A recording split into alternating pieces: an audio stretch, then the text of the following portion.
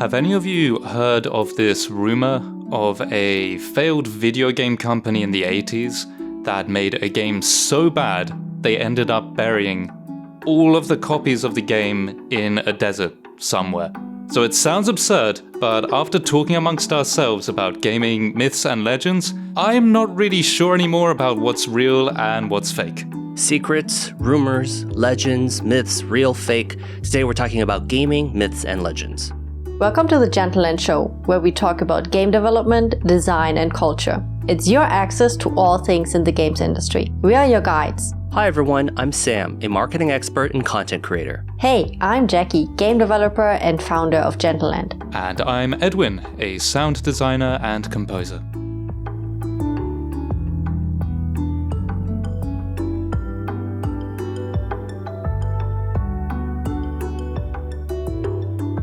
Have you ever heard of a secret level hidden deep within your favorite game? Or maybe a legendary character no one's ever actually seen, but everyone kind of swears that they are existing?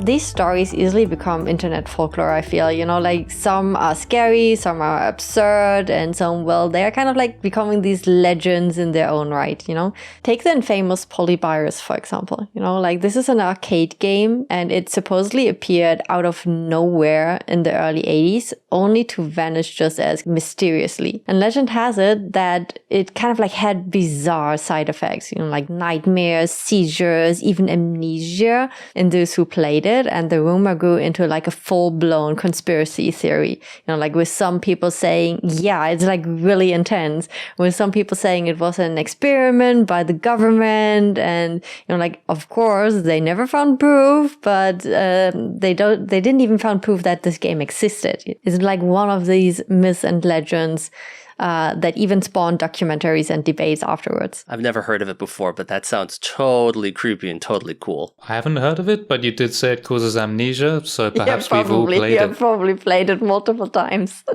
So I love what you're saying about these games that have a separate life from the actual game. Like they live in your imagination beyond the time you spend just playing the game. Because when you were saying that, I immediately thought of one specific game that probably we all played in our childhoods and had so many rumors going around about it. That game was Pokémon Blue for me, but for you maybe it was yellow or red. I don't judge. Blue was the best. And it was obviously a huge game and it was full of these little Easter eggs and secrets. But the one that really got me going, and I must have sunk quite a few hours into the game trying to find this rumor, was the rumor about catching Mew. Because the whole premise of Pokemon is you got to catch them all. And then if you hear this rumor that there's a Pokemon that you've never even seen, and that Pokemon was Mew, and it makes so much sense because there's Mewtwo in the game. Mew exists in the lore, and everybody says you can catch it. Yeah, I tried very hard to find it, because, you know, somebody's cousin's friend said they had Mew.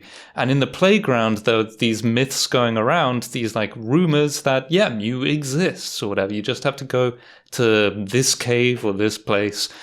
Anyway, I actually remember before this podcast, Jacky finally explained to me that Mew was, like, in a special event or something.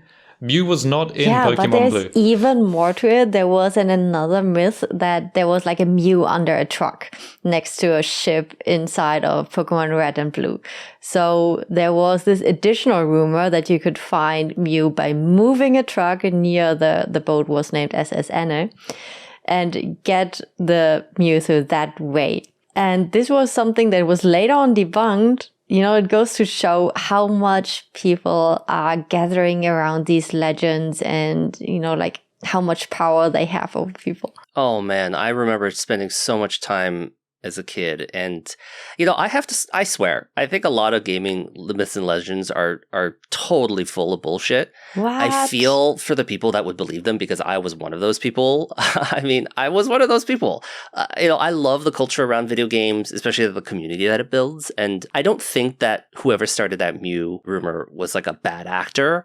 But whoever started it, I feel like had their own selfish reasons. I mean, like, let's be serious. These kind of can get a life of their own, these rumors, right? So you find something and you spin a story around it. Games like The Legend of Zelda, right? It's a classic beloved by millions, but did you know there's a dark side to this nostalgic favorite? I think I know the game you're getting to.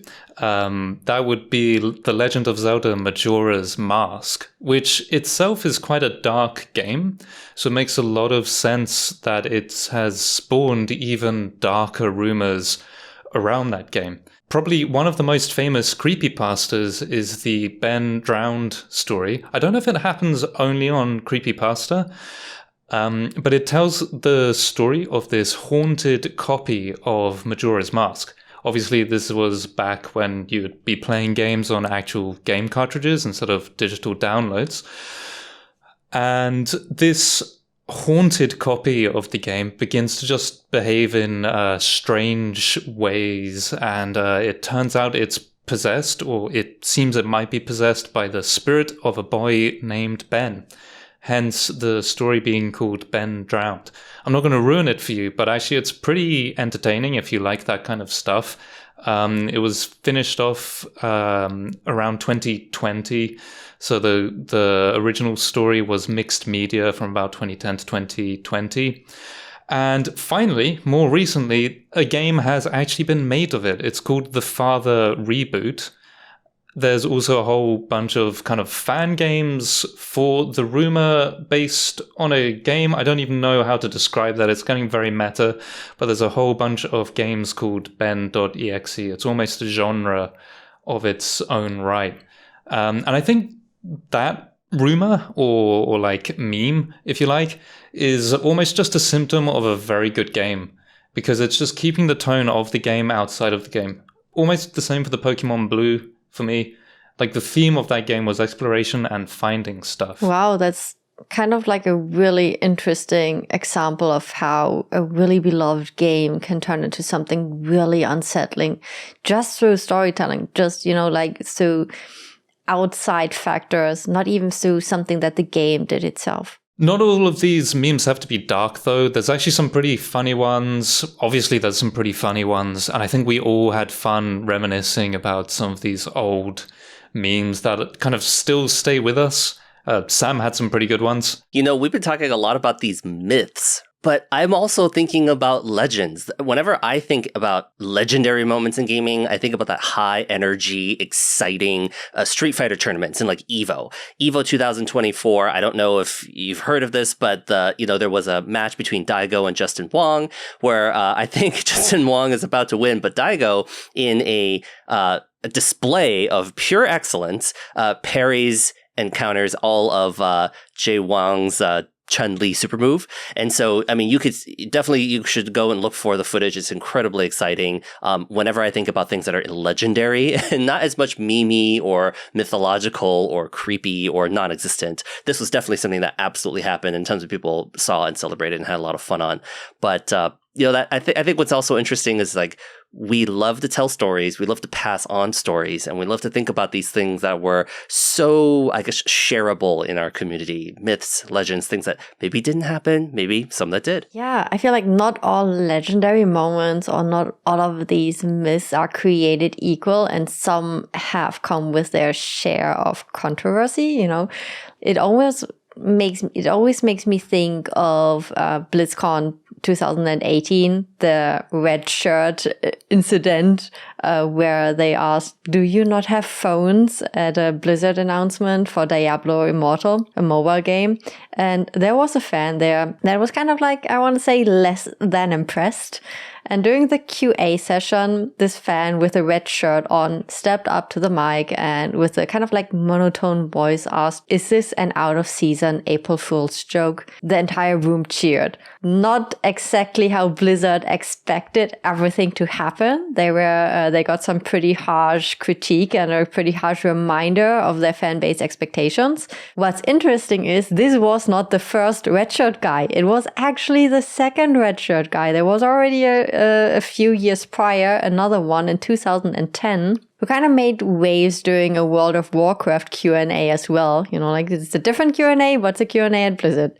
And there he was pointing out a lore mistake to Blizzard's lead designer at the time for the lore, and basically pointed out that there was a character he was excited about that was not there in the game anymore, and asked what happened to it. And everyone was kind of confused, and the entire moment was priceless.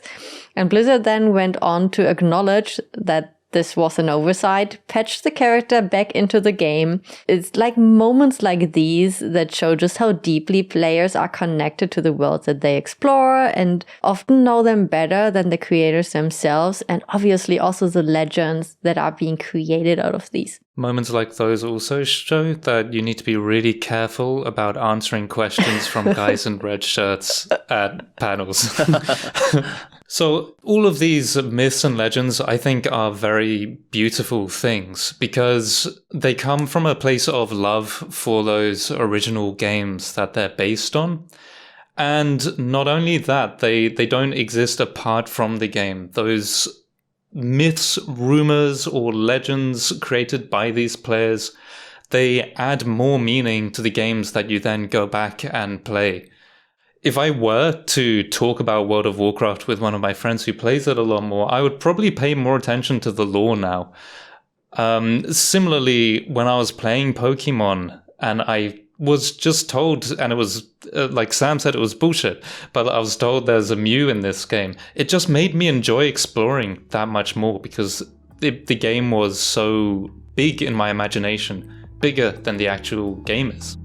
So we really felt like we needed an episode about these myths, like they're so special in gaming because the whole medium is just built on creativity. It's just built on innovation, interaction, where we shape the world as much as the game shapes us. And gaming myths allow us to believe in the unknown, like to think that just maybe there's something that we haven't discovered yet. And speaking of undiscovered, you can find us on social media.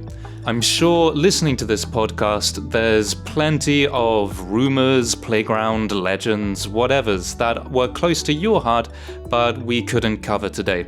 So we'd love to hear what you have to say. You can join this conversation by tagging us at The Gentleland on X, TikTok, and Instagram. We're also on Facebook and LinkedIn at Gentleland. And if you have questions or comments about the show, send us an email to podcast@gentleland.net.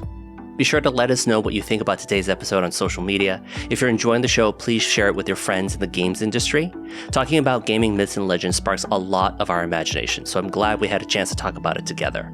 Thanks for joining us. We hope you learned something new, and we really appreciate you joining us for The Gentleland Show.